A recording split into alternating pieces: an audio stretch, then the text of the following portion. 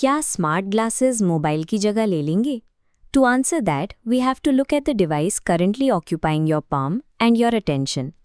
Most of us spend hours every day with our heads tilted down, focused on a 6-inch rectangle. This requires us to physically disconnect from our immediate surroundings just to interact with our digital ones. But we've reached a plateau.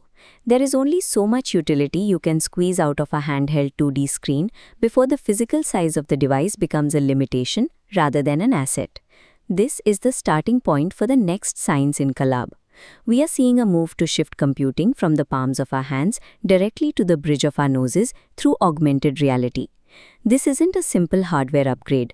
It represents a transition towards spatial computing, where digital information is no longer trapped behind a glass window but exists within the physical space around us. The challenge for engineers was significant. How do you pack the processing power of a smartphone into a frame light enough to wear all day? The solution lies in miniaturization. Platforms like Qualcomm's Snapdragon XR shrink a motherboard's essential components to fit inside a standard frame. Within these frames, engineers integrate high-resolution cameras, directional speakers aimed at the ear, and AI processors handling data at the source.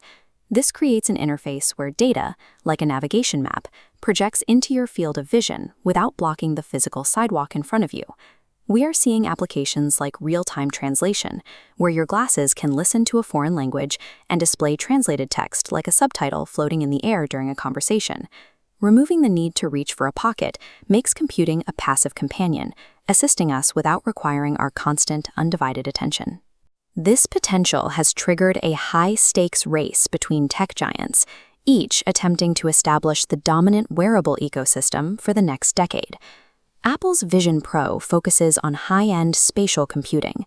It prioritizes visual detail and raw processing power, which currently results in a heavier, more technical headset designed for use in specific environments. Meta is taking a different path with their Ray-Ban collaboration. They prioritize a lightweight, familiar design, opting for AI and audio features while waiting for 3D display technology to become thin enough for everyday wear. Meanwhile, Google and Samsung are developing Android XR, an attempt to build a universal software platform that could power a wide variety of glasses from different manufacturers. The company that establishes the standard for these devices will control the primary software interface we use to navigate our physical world. As the hardware matures, we can see how this technology will move beyond consumer gadgets and into professional environments. In a hospital, a surgeon watches the patient while AR glasses project vital signs and 3D scans directly into their field of view. Architects and engineers can use these lenses to place a 3D model of a structure on an empty table, allowing them to walk around the design and make adjustments in real time. For students, onboard AI can act as a tutor that sees what they see, providing helpful context or solving a math problem step by step as they write it out. But we have to address the complications.